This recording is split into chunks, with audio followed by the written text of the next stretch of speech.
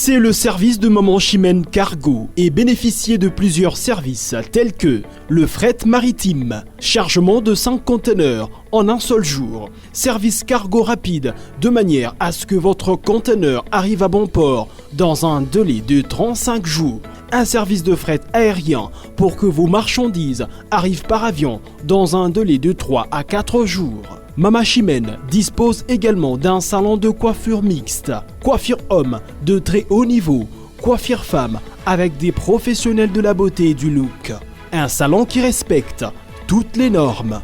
Chez Maman Chimène, il y a aussi un restaurant qui vous met à votre disposition un petit déjeuner de 8h à 10h tous les jours, ainsi que le grand buffet de 13h à 23h avec une multitude de repas africains.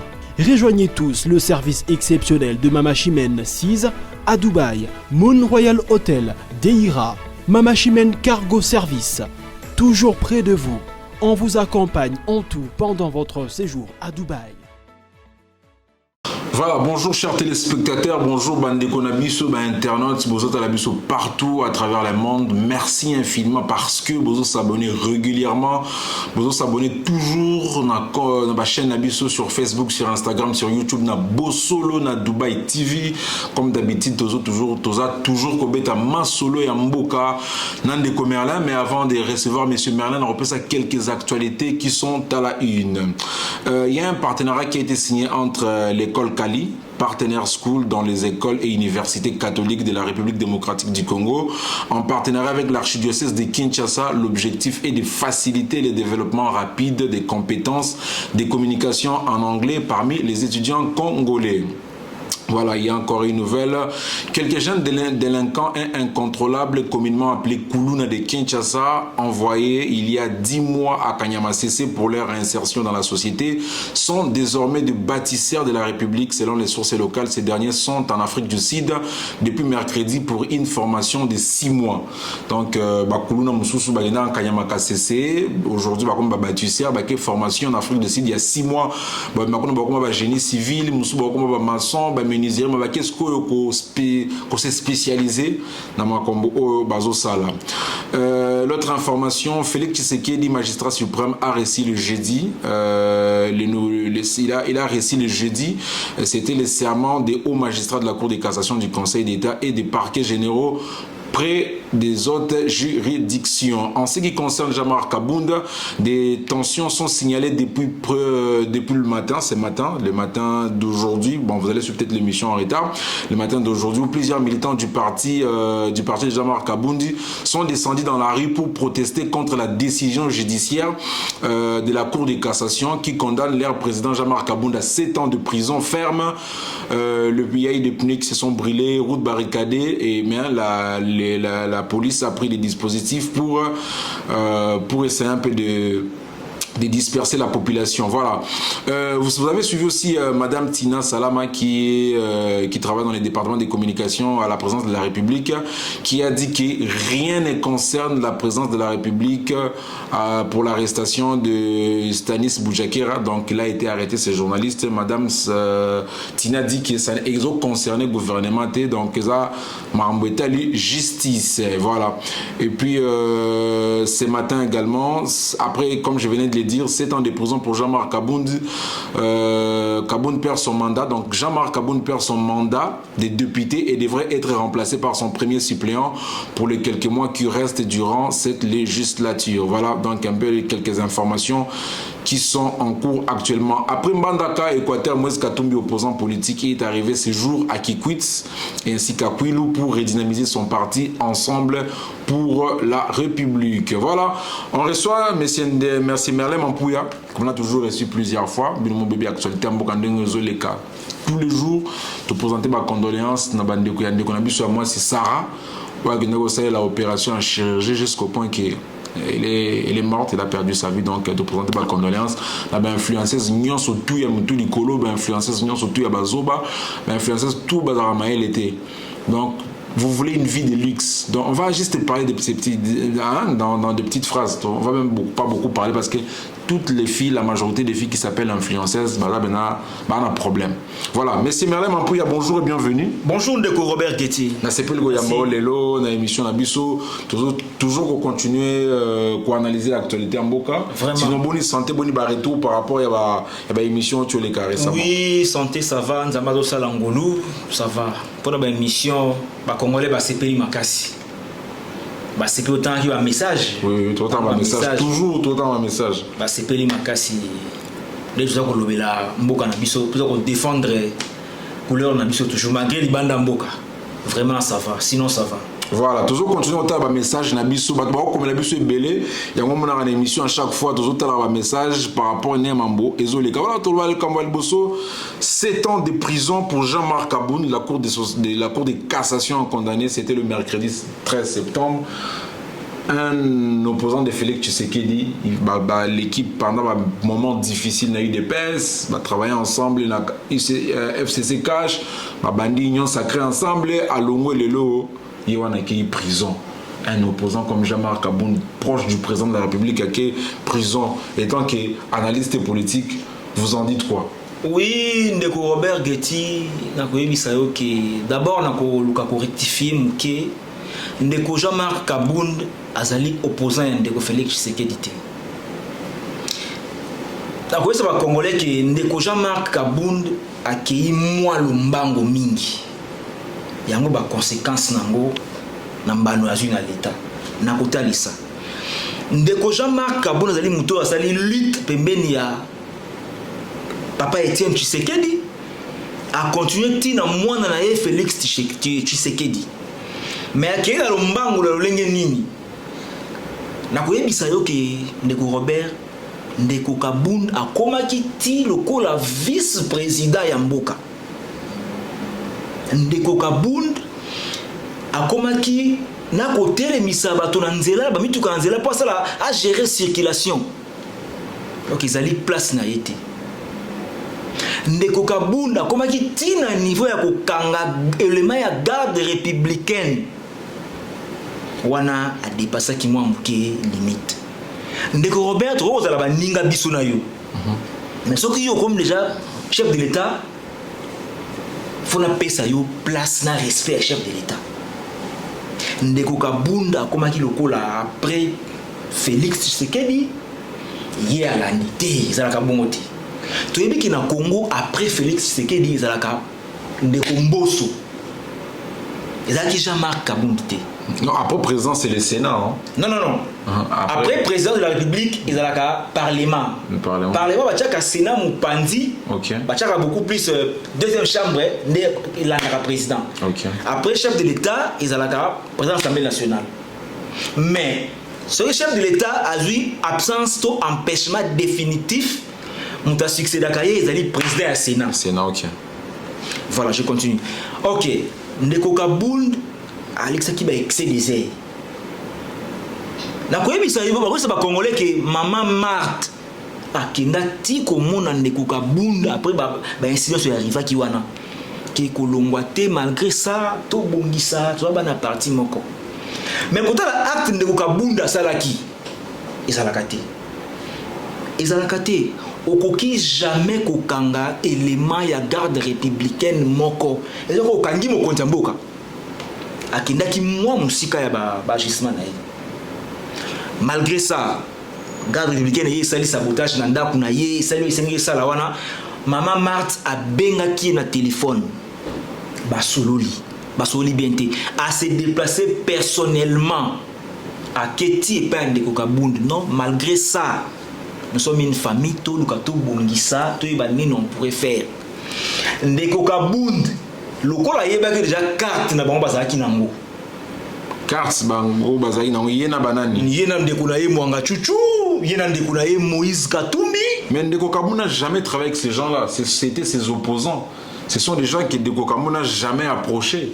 Les Mwanga Chuchu, les Katumbi, ce sont des gens, bon peut-être Katumbi, moment ils ont signé des accords, mais quelqu'un comme Mwanga Chuchu, Jean-Marc Aboun n'a jamais été proche des gens de l'Est. Nakoye Bisayo, Ndeko Robert Getty, Jean-Marc Aboun travaillait na Batoya Kabila, travaillait na Mwanga Chuchu, pour na kokwesa ndeko Tshisekedi entre autres yo que exemple ndeko Kabunda lobi boyi esengo na bino ezali atango moke tout ça va congolais biso to yebi soki mutu alobi na yo bongo yiko ba penza nini wana ya mibale na procès ya Mwanga Chuchu kombo ya ndeko Kabunda etangami à plusieurs fois la procès à Mwanga Chuchu. Donc en conclusion parce que na moi eloko mo préparer qui déjà ba ba ki to ça la boyer après boyer pour pouvoir isa la boyer na okene su na moi musika ndeko Kabunda avance à la conférence de presse na ye ayambaki ba ambassadeur moi belé ba corps diplomatique ba moi belé bali ko solani et sali makambo na lobi za ko solani wana ayibaki ki ma relation nga na zui entre autres na ba Kabila Mwanga Chuchu. Bon quand je dis Kabila Mwanga Chuchu ça déjà mutu moko na bande ko Moïse ka tout ba ki non to ko sala tout le monde c'est que dit rapidement tu ba sota ndingo ko sala Kabunda sachant le ko surtout wana ya ngwa banga kité alors ki naza prêt na ko démissionner. Oui après ko ça la conférence de presse avec le basuni presque chaque semaine a vu Matsaka mbongo ya mokonja mboka etinda ka libanda ya mboka eloko eko ici yango wana bon tant ba kutu ba souci monisa biso lakisa biso pesa biso matikili avion wana compagnie nini kombo nini ya sa mandenge nini e ko sala ki pai wana ezaki na kokoso azaki na belemati et comment outrage envers le chef de l'État. D'abord, na niveau Congo kenge na ministre ndeko Robert kokene kuloba biloko ndenge wana pona ko saler mokonza mboka ezali malamu te. Ce qu'on se paye na bokambi na été, on se paye que ça la partie na oui, ça problème te. Tout ça la démocratie. Mais okene ko tia liko na moto makambo ayebite makambo ya salité wana nde mabi. Donc pona lelo pona yo Kabunda za mabe Asalma Omabe, tous ces gens, Babando s'est réuni juste pour combattre Félix. Oui, donc jusque-là, Félix. Selon vous, c'est Félix, c'est les saints, Mwana Malamu, Mambutu. Non, Ndeko Robert, dans le Bible, na sénateur, Moutou Malamu, a salité. Mais pas à Félix, donc on a moins volonté. Tu oublies que Félix n'est. Non, on ne peut pas comparer gestion à Félix. Top ndeko Kasavubu non pour n'importe Kasavubu la crise a mingi il y a pas eu beaucoup de déchets mais quand la gestion ya ndeko Félix ezali ko kimina moi makambo malunga par rapport à prédécesseur d'abord on va comparer mutu la kitani siko ndeko Félix ça va et ça par rapport à la gestion ndeko Kabila parce que il y a des kitani ndeko Kabila mais bato bon biso tozana kinte mais bato bazota na kin oui précisément na Kinshasa auto kutana na bango ba Lubumbashi bamboka mususu à part les gens qui viennent de Goma vraiment les gens de Goma bango kuna ba système moko ba population ça la ba courant privé bandela bena Goma côté stabilité de tient un peu mais côté stabilité vie sociale tout ça pas bon ba sécurité insécurité tout ça mais les gens qui viennent à Kinshasa aucune personne ne dirait que le pays va bien. Ok. C'est rare de tomber sur quelqu'un qui dit Nasi Salika selon vos avis, Nazali contre Ndeko Kabunda te. Toi na posa ya kubongisa mboka. Très important. To kubongisa mboka na lolenge ba même la politique te. Bongo te Ndeko Robert. Parle en français na politique tous les coups sont permis. To ozala baninga lilo le binemi. Ezalaka et arrivaka.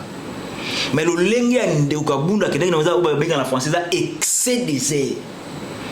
De Kabunda qui est dans le premier vice-président de l'Assemblée nationale a quitté dans le pour et ça m'a été. Voilà ce que c'est là. Le Kabunda a un élément de garde républicaine. Non, ça c'est aller au-delà de Robert. Et là, c'est un compte en boca.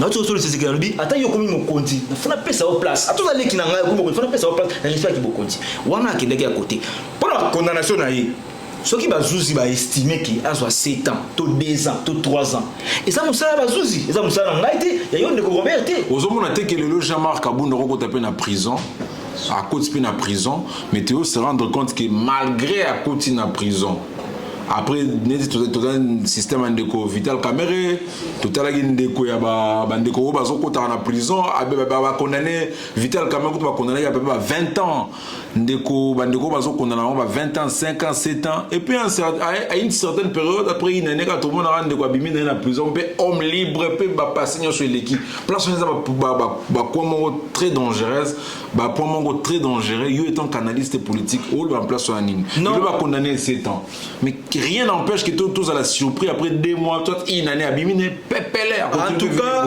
ça le lenge ya mabe ça va ça le lenge ya mabe ndeko Kamerhe ba condamné qui 20 ans à ça qui 20 ans ça le lenge ya mabe raison pour laquelle chef de l'état a remanié appareil judiciaire ya mboka moto ayibi montre bakangi 2 ans akoti makala yo moto ayiba million batiki yo le lenge ya mabe bakangi ndeko pour la infraction ezali commise oyo asalaki basengi bapesi 2 ans asala 2 ans et ko sali ba to leson ndenge nini pendant que ndeko citer la question na yo lobi likamba Lubumbashi ndeko Robert soki ezali na province oyo ko loba te ezali bakatangi sur base de quoi oui bakatangi bakambi mboka pendant 20 ans. Si nous prenons 2 ans, il y a 18 ans de Kabila, na 2 ans et demi de Laurent Désiré Kabila, ça dit 20 ans. Mais quand on a Lubumbashi, Katanga, dans toute son entièreté, Katanga, bah ça n'a pas été belé.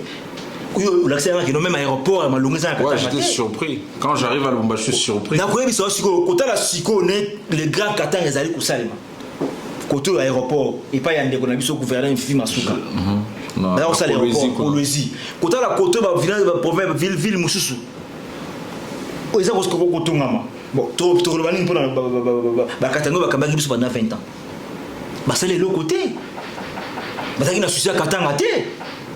Maintenant ba Katangende bazui Katanga ba na souci à Katanga siko. Et ça li bandeko ya FCC te, ça li kabilité. Bah ça li 20 ans. Na Katanga bata na hôpital ya malamu lokwa mama ex mama mozate. On a pesa photo na pa ndeko Tshisekedi. Non. Non. Ndeko na biso matata mpono malgré yiba kimbongo ya l'état. Mais tout le monde quand même a sali université na yé na Kindu mais fait comme à l'état pose alimbongo ya biso à l'état soit. Effectivement. A sali université na Kindu. Sali université star. Ni ezanga kina ndeko Katumbi. To Kabili dans l'ensemble. Basa la paix et l'eau comme Lunga. Attends, comme on a bango mais na Katanga. Attends l'état au bout de la matata pour l'université, ils ont aussi un bout de la et vous savez, Moka. Et comme il y a mutué monté. Pourquoi ça qu'on a Katanga ti? Mais bah où est là qui? Oui, bah iranium batté kabaka bolambo. Ah bah souvent qu'il y a un conflit. Donc pour la bande de Katanga, bah comprendre que ce Katanga dans l'ensemble les 8 retards. Ils allaient bango moko bana na bango bana ya Katanga parce qu'ils ont géré avec Kabila pendant plusieurs années. Voilà, merci. Différents postes ministériels. Merci Ndeko Mampouy. Alors on va parler de plus de 40 nouveaux militaires en formation, annonce le porte-parole de FARDC, le lieutenant général Sylvain Ekenge. Plus de 40 000 nouveaux militaires en formation. Donc Basoda Sika. Chaque jour réforme. Donc jusqu'aux 40 000 en formation a annoncé le porte-parole de FARDC. Étant canaliste, toujours pour préparer guerre Kara. Oui, non, le poto, c'est lui qui fait la paix, prépare la guerre. Dans le lenge 21e siècle, il y a na planète Nabiso, Mboka nyos fa bon sa armée na. Et surtout Bisso na Congo, surtout Bisso. Pour ngai kutu 40 000 hommes wana pour nga ba zamuke. Na kosenga ba konza mboka ata après 2 ans et demi ba recruter les sous. Congo ezali monene. Nous avons 9 pays frontaliers. Donc nous devons nous préparer en conséquence dans les pays nyoso ezanzinga na biso. Pour to yebi déjà makanisi ya basusu. Malgré la mission de Congo face à une armée où ils allaient na taille ya mboka na biso. Donc 40 000 pour nga ils allaient mouké de Robert. Na sengi na mokonza mboka premier ministre, vice-premier ministre de la défense va proposer loi moko ata après 3 ans armée et ça la recrutement. On va diplômé, va gradué, va licencié pour nous servir mboka. Mais ces gens qui sont payés. Où est-ce le chef de l'État photo le bayango? Voilà. Sauf le bayango, bien le bec de côté à Tshisekedi. Mais non. Il y a eu combien d'années à faire d'essai à salir recrutement à Boyeti. So tu le bien mon bobby que je côté non, tout ça na katikati. Tu au la place makambozo qui n'est malamu, na place mambé qui n'est malamu ti. Ndeko Robert yebisa ngai. Ne ba former 40 000 yo, c'est pas dans mon c'est pas voilà, photo lo bayango. Yango pour la biso ba congolais to pesa chance na Félix Tshisekedi azwa deuxième mandat a achevé projet na Etina Souka après atiki mboka na muto a remplacer to continuer. Voilà. Nous allons maintenant parler quelques jeunes délinquants ou des jeunes qui ont été incontrôlables, communément appelés Kuluna, beaucoup plus à Kinshasa. Ils ont été envoyés après 10 mois à Kanyamaka, c'est pour leur réinsertion dans la société. Ils sont désormais de bâtisseurs de la République. Selon les sources locales, ces derniers sont en Afrique du Sud depuis mercredi pour une formation de 6 mois. Des projets qui toquent au projet malamu analyste le bel yamoni bakuluna bakomo que nous avons formation en Afrique du Sud na koyebisa yo ndeko biso nyosto uti na Congo tout na Congo avant les années 1996-95 makambo ya kosimba macheto ya kokata batu ba congolais surtout batu ouest bayebi to yebi yangoti kina kamata lichette na kata ndeko na ngai moto to yebi yangoti ezali conséquence ya oyo Kabili na ba Rwandais ba memeli biso na mboka mwana ya 16 ans 17 ans akosimba mbeli akosimba lichette akata ndeko na ye moto akata moninga na ye moto biso to yebi yango te avant les années 95. Bref, pour répondre na mutuna na yo oui ezali ba prouesse tata mokonzi mboka il faut que luba yango il faut qu'on s'épelle la yango de Robert. Moto azalaki utile te na société. Il est comme utile pour na kotonga mboka pour na kobongisa avenir ya mboka avenir ya yepe ya libota na ye. Eza ma mfoto loba yango. So la biko to pesa mokonza mboka deuxième mandat olobi ki nazali muluba mais balu baza ndeko na biso. Est-ce que tribu luba ezalaki te avant indépendance ezalaki? Toujours indépendance en 1960 tribu luba ezalaki. Le Kasaï existait. Même si vous voulez un président, où est le mal? À Koleka, nous ne sommes pas remplacer. Il faut tout séparer dans Makamba Bongo, il faut y aller sous Koleka. Batini bachela des informations, les bandes en Boka. Ezali, il comment ya motuya, moto azangi tina. Mais ba pesier, ba commissaire tina, ba commissaire tina Koleka. Et à tel point le lengi andeko Kabila, ba betaki ba sas tanzela, bomaye opération du kofi bona boy. Ezali tout maman côté. Tant on bomi tout mako bomi avec progéniture de bomi. Mais tant qu'on kangiye obtindie na boloko asali boloko apo obtindie na formation o aider mboka o aider na mutuana génération ya mutuana pour akubala akubota na ndimite ke ba kozonga suna musala na musala wana ya kosimba ka machete ya bakuluna ya ba kozonga suna mote eza ba prouesse au photo lobila yango il faut pesa merci na mokonzi mboka to sangana to pesa ye deuxième mandat pour ça ina makanisi ya kotombola ekolo biso ko souffrir bana mboka so sali kuna mbala moko bakangi yo yebi mbala moko to lingi te mamba bongo esali mapa na biso bandeko ya bakuluna soko saka kuluna ndeko na ngana ko conseiller utika armée za ko recruter la police également kende ko sala mboka kende ko sala mboka tika ko sima machette za mboka tandeko no mutu te. Voilà, merci beaucoup Nessemelo Mapuya. Juste comme je le disais très bien, tous en émission Nabiso Bosolo na Dubaï télévision, Bosolo Nabiso partout à travers le monde, toujours bêtement sur la politique. Et na pe Simbote na Clovis Bongo Ngongo dans la réalisation, na pe Simbote na manager Ziggy, na pe Simbote na l'ingénieur Farhan. Farhan est un ingénieur international, il y a la décoration, ma bébé la lumière donc Farhan to pe Simbote Skozali. Voilà. Comme je le disais très bien, justice militaire Salomon Idika Londa, conseiller du président de l'ensemble pour la République Moïse Katumbi, il a été transféré mardi dans un centre médical de la capitale congolaise pour des soins appropriés. Le conseiller spécial de l'opposant Moïse Katumbi est poursuivi pour trahison en temps de guerre, incitation d'un militaire à commettre des actes contrairement au devoir ou à la discipline et atteinte au secret de la défense nationale. Salomon Kadela, Yohana, Azuma, Kokoso Andoto, à qui hôpital, mais quand même, aux soins appropriés. Au lobby de dossier, opposant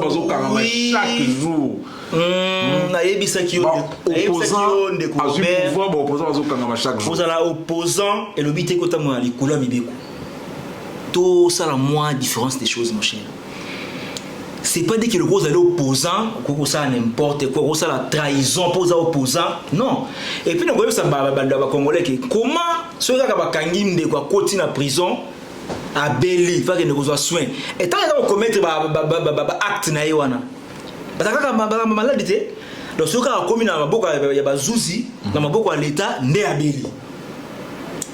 Na kamwe kutumbalo ndia senga kene pour senga ba tete na kisha pour senga ga poto mais c'est tout à fait normal ba senga ga poto nous devons faire ba condition bien un conseiller de Moïse Katumbi condition vivant na mwana il vit dans de bonnes conditions ba même la makala vous savez pas na koyebisa ba congolais à makala oui na koyebisa ba congolais qui c'est pas dit que sont allés conseiller à opposant au commettre ba acte mo à l'encontre mibé non ba kokanga yo bakokangayo biso ovena mboko bapayawa tovena mboko bapayawa yo mibeko ndenge zalia ah bataka teke na o étranger ah butuma kamane zalia d'ailleurs ah to sofoka to biso ba étranger likamke we pa basimbio mais pourquoi pas to koluka obongsa mboko na biso Salomon escadé la bakanga qui est pour na complot contre la nation place on azomona pena mabete oui asengi ke azo ba soin et ça mabete d'autres beli azo on a Kinshasa.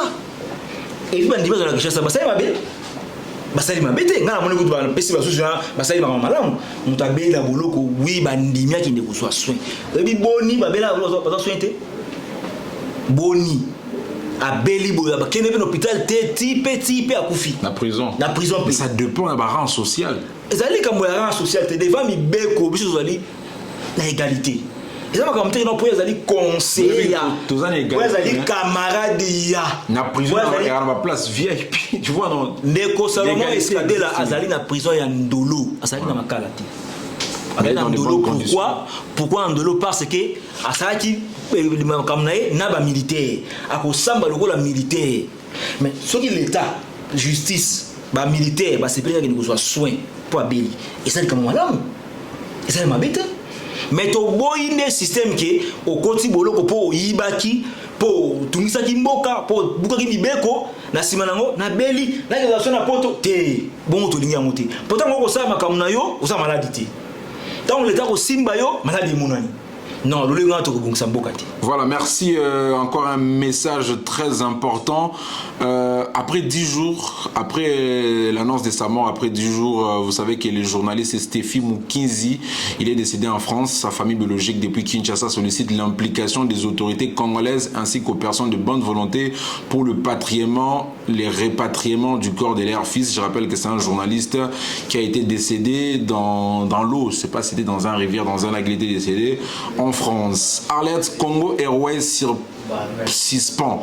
Congo Airways suspend ses opérations. Congo Airways n'est disposé que de 3 avions. Les 3 appareils sont cloués au sol pour problème de moteur, relève les DG Josué Louéa, tout en précisant que la compagnie a besoin de 33 millions de dollars pour relancer les activités. Tout ça, Tshisekedi, tout le temps, fait des bonnes choses.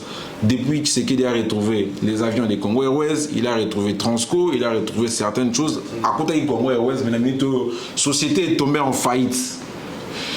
Oui, Ndeko Robert. Transco et chité. Babisa Sikezo yate, Toyokaki Batbazol Baki Tshisekedi a ça la politique il y a plaisir, c'est-à-dire que faire certaines petites choses pour que les gens apprécient maintenant. Na soubassement et logo ezate. Non, pour na ba Transco na ko apprendre yo que na yebi ko yebi Ndeko Robert que usine ya montage ya bus marque Mercedes ils ont déjà na Kinshasa et montaka ba bus wana c'est na Kito de Belangote. Pour na ba 3 appareils zo na ngo ya Congo Airways ndeko fo ko yeba ndeko matata asombaki ba appareil ya modèle nini question de poso mais ya mi balé est-ce que ba moteur ezaki ba na hauteur. Mais il y a la rotation en gros. Oui, troisième question. 2G a comme un niveau global qui non, moteur il vend comment? Faut pas tout nous sous un moteur Tshisekedi. Donc non moteur il avion il faut matata pogno. Non. Tozolo ba bongo po yende muta sombaki yango. So que la ki ndeko so chibala toto ba chibala. So la ki ndeko ilunkamba toto ba ilunkamba. mais mutayaki na ba pareil wana zalaki matata. Mais de comment pour me place on va téléspectateur ba tenu biso mais yé muto gérer en côté. Oui. Ah mais mi ba avion, DG Aza, RVA Eza, ba service de la mambo avion Eza, yé mandat ne pesi la ki na e. Nazo zonga wana ko répondre. Faut la DG, faut la RVA. La ligne ta la tête c'est pas ya DG. Ndeko DG a géré compagnie Lolenge et Boni. Il faut pas tout mettre sur la tête de Félix Tshisekedi. Non, Tshisekedi azali ko kamba mboka mais azali ba tacho a pesi na batu. A pesi ndeko Robert Kamba justice. A pesi ndeko Nani Kamba boy. Soki yo na rapport à Malunga te osungi Tshisekedi te. Hein? Et puis tu es bon que kosunga, tu dois kosunga nde mboka. Tu dois kosunga. Parce que Tshisekedi a koleka. To sunga nde mboka ndeko DG. Yo tant ozwa ki ba pareil. Osala ki rapport na pas un ministre qui va pareil ça malamu te point d'interrogation. Yo ndoko yebisa biso comme na niveau nti ba avion et vanda. Voilà. Tu as la déclaration de non aussi va de ba vol non. Il y a autre chose la justice sur la makamia sur la justice. Voilà, justice là de la makamia. Photo yeba ba avion va pour na nini. Yo pendant ba ndiko gérer au constat ki nini. Voilà. Qui rapport pas ya nani. Est-ce que au moment qui ministre de transport est-ce que ministre de transport mais qui le premier ministre faut pas tout nous sur ka Tshisekedi non wana to tonga mboka te Tshisekedi akoleka mutu mso akoya mkongolais nyonso epai ba pesier ata mwandambu ya responsabilité pour na mboka ami pesa to bana français a pesa le meilleur de soi-même. Bakoko na biso batikela ki biso Congo biso tika bana biso. Voilà, merci beaucoup ndeko Mera Mampuya donc ba kondiamboka toujours singa sur besoin opportunité Hollande biso besoin temps vraiment faites les choses bien. Bo ça mambo bien parce que tout le long na Nigeria ba sali métro. Tout le temps na Sénégal ba comme ba niveau ba métro. Biso tozana ba train ba belge ba tikela biso barai wana on a tra depuis ba to ba deta on a tra ba comme détourner mbongo jusqu'au point on teka ba bende za na ba port ba on teka ba bende o mindele ba tika donc nous allons où na ko yebisa o de Robert o ko yebisa so na bi kamba on a tra bobi ki nazali contre Kabila mais nana bomi on a tra Kabila akangi port ya ba Congo ya boma na batali pour ça la port na y personnel est-ce que na yebite est-ce que ba sunga mboka bongo. Non, mais c'est pas Kabila a construit le port étant qu'individu, mais le ministre des Transports, le gouvernement à l'époque, on initiative le DG, il ne pouvait pas individu n'a jamais adversaire à l'État. Si on a une compagnie étrangère, il y a pour investir dans beaucoup, oui. Ki ngai na ko mo kondi na ko chef de l'état il a sali port na nga na congrégation na port à l'état na sungi mboka te on a très na sungi mboka te on a très aparté nde déjà batia sika aza ko luka même ko sala ba effort ko matisa on atra outi na parquet c'est une question le mitou na on atra pourquoi so batika déjà na on atra imaginez-vous société les aparté mais bimi sa rambongo bazana ba immeuble bazana ba ndako bazana ba belé bazana ba concession mususu ba loi ngo ti lelo na ba limité industriel on atra azana mbongo en plus ça coûte ça mbongo pour l'état mais pourquoi ba déjà ba iba pourquoi quand on met un déjà on atra il vole toujours c'est ça les contrôles enlevons d'abord Kabila enlevons Kenya, oui. Pourquoi quand on nomme un DG à la tête de l'ONATRA, il doit toujours voler? J'ai jamais compris. Naouti Koloba qui non mutu na mutu et pas il va payer responsabilité pour na mboka à ça les meilleurs de soi-même. Pour na kotombo la mboka. Tshisekedi va partir. Aujourd'hui Kabila n'est pas là. Tshisekedi partira. Ce qui va payer au moins place au Kamba lo lenge sengi. Pour mboke pusana. Pourtant, quand pièce dans le simba yo, bakangi opposant. Baba aga soka yimi sur la mboka, mba wa en opposition. Attends, mbiko simba ye, bakangi opposant. Acharnement. Azo simba opposant, opposant va lobaté. Non, trop bon que mboka boité. DG ya Congo Airways, DG ya Onatra, bo pesa malamu na o ya bino pona ko bongisa mboka. Bossala makambo esengi o bato ba pesi bino fonctionne ba sepela peuple sepela Voilà, merci Ndeko Merlin Mampouya Toussaint Sijalelo. Le président de la République, Félix Antoine Tshisekedi Tshilombo, a offert le mercredi 13 septembre 2023 un véhicule, une Jeep 4x4 de marque Toyota Prado TX à l'artiste et musicien Jossar Nyokalongo à l'occasion de son 70e anniversaire de naissance, 70 ans, 70e anniversaire de naissance, né de Sito Sango, tout le monde chef de l'État PCI Jossar Nyokalongo pe Mutuka. Jeep par rapport à ce 70 anniversaire, étant qu'analyste, Toby Jossar a travaillé beaucoup plus. C'est un artiste qui il a vraiment fait de très bonnes choses au pays. Il est le chef de l'État honoré la Mutukarana. Oui, ezali kambu ya kosepela nango. Ezali kwa tata pesi mwana e cadeau. Ezali kambu ya kosepela nango. Jossar ndeko Jossar Nyokalongo atomboli drapeau ya Congo na bamboka ebele na musique na ye. Et puis kotala ye boza na lolenge moko boya se comportaka.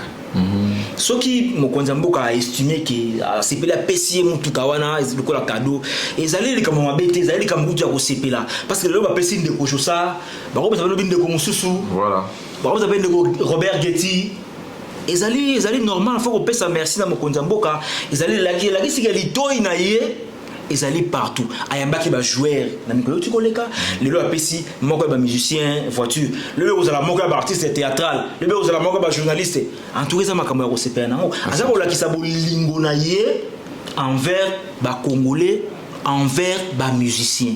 Voilà. Et surtout la personne de Jossar Nyokalongo. On ne va pas finir sans pour autant prendre une dernière question. En conseil de ministre, le vice-premier ministre de la Défense, Jean-Pierre Bemba, a informé que le Rwanda a créé des faux groupes dans l'Est qui se réclament aussi Wazalendo. Dans une question, quelqu'un dit, depuis que Jean-Pierre Bemba occupe cette nouvelle fonction, il n'a jamais fait quelque chose, mais il nous parle seulement de ce que les Rwandais font à l'Est du pays. En quoi les Rwandais nous dépassent? Oui, une bonne question de Robert. Les Rwandais, tous les Rwandais en soi ne nous dépassent pas. Rwanda, l'équipe bisoté. Pas les cas bisoté. Pour mes alliés, faut qu'on y ait nani, toba nani bazali sima ya Rwanda. Bon, nani bazali sima ya ndeko Kagame. Ok. Na koye bisayo ndeko nanga Robert, guerre tu dois souffrir, tu dois subir dans Congo. Yaka ba Rwandais. Nous allons faire face à une grande partie de la puissance mondiale. Il faut tout y aller. Ndeko Jean-Pierre Bemba Ndeko Jean-Pierre Bemba a proposé la réforme et belé au chef de l'État en exercice spécialisé armé. Ndeko Jean-Pierre Bemba a instauré qui les généraux nions sur la FARDC qui ne s'identifier. Pour ton information, je ne sais pas citer pour ta sécurité.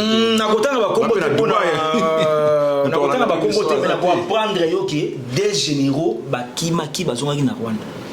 Jean-Pierre Bemba a proposé la réforme et belé pour ma pinga. D'ailleurs, il Bemba bien ma pinga. Azali moto de douter penza na yete ma pinga. Azako sa musa na ye. Le lengue sengi, le lengue le mobile toko CPNA a proposé babakamwe belé pour la réforme ya FARDC et belé et puis comment on a monde ko bema biso ka sangani région na ba généraux bango balenga déjà bango ba ça nous sommes en face d'un chef, nous sommes en face d'un ministre, d'un vice-premier ministre. Azali moto peut être ko douter na ye penza na makamutali mapingate oui pour makamutali ba wazalendo oui tout ça qui ba information wana ba Rwandais balingi ba opérer na mode lokola ba wazalendo car ba stratégie ko bundisa mboka na biso na wose ba congolais ba ndeko na ba congolais photo yé ba eloko moko soki lelo Tshisekedi dans ba problème trop na ba Rwandais ezaka ka po aboya ki azo boya agenda na bango soki andimi agenda na bango akozala problème sous mingité. Voilà. Mais na bolingo za nango pona ekolo aboyi ba compromis pona ekolo alingi RDC etika lolenge soki ba frontière na indépendance nango et puis on a ba congolais que espace ya Bunagana bientôt ekozonga na maboko ya FRDC. Tozali kaka. Voilà, merci Espace Abunakana, bientôt ekozonga na maboko ya RDC. Merci à tous ceux qui nous suivent, merci à tous ceux qui nous écrivent, nous vous remercions de tout cœur. Restez branchés, connectez-vous sur Bosolo na Dubaï Télévision, Masolo et Mboka Robert Getinan de Comerlin. Mampouya toujours dialoguer, analyser l'actualité en Mboka, restez connectés, abonnez-vous massivement, partagez toutes nos informations parce que l'information est très importante. La personne qui n'est pas informée, expression alors nous étant que journalistes, nous sommes là pour vous informer, vous apprendre de manière à ce que vous fonctionner. D'ici là, portez-vous bien, rendez-vous après quelques jours, 2 ou 3 jours, on va encore revenir sur ce plateau pour commenter l'actualité. Monsieur Merlin Mampouya, merci. Et là, le mot de Bossani? Non, on a pensé qu'à la réunion, c'est un beauté, dans les nains, c'est moi, Mouké, na Ndeko Vital Kamerhe, vice-premier ministre de l'économie. Ndeko Tala Likambo ya douane. Ok, toujours Tala Likambo ya douane. Pour biso na Dubaï awa, Ndeko Charlie Kisangala za kosunga biso. Andi pe ko kitisa biso ba prix pour na conteneur. Mais lo lenge douane za ko futa makuna. Compliqué. Ils ont ça là que yé moyen kitasuma kasi. Za na posa ko sunga mboka, ko tina biloko pona mboka. Mais tela biso douane. Pour na Dubaï a Ndeko Charlie Kisangala ndimi ko sunga biso. OK. Mais to finaliser ba projet ndenge internet que douane legi makasi. Quand il y a des gens qui ont pris, est-ce qu'on a besoin de perdre? Non. Ndeko Vital Kamerhe, Kalela Bisso, Likambo ya douane. Merci. Voilà, merci. Topé Sibinombote, rendez-vous à un prochain numéro. Bye. Choisissez le service de Maman Chimène Cargo et bénéficiez de plusieurs services tels que le fret maritime, chargement de 5 conteneurs en un seul jour, service cargo rapide de manière à ce que votre conteneur arrive à bon port dans un délai de 35 jours, un service de fret aérien pour que vos marchandises arrivent par avion dans un délai de 3 à 4 jours. Mama Chimène dispose également d'un salon de coiffure mixte, coiffure homme de très haut niveau, coiffure femme avec des professionnels de la beauté et du look. Un salon qui respecte toutes les normes. Chez Mama Chimène, il y a aussi un restaurant qui vous met à votre disposition un petit déjeuner de 8h à 10h tous les jours, ainsi que le grand buffet de 13h à 23h avec une multitude de repas africains. Rejoignez tous le service exceptionnel de Mama Chimène 6 à Dubaï, Moon Royal Hotel, Deira, Mama Chimène Cargo Service, toujours près de vous. On vous accompagne en tout pendant votre séjour à Dubaï.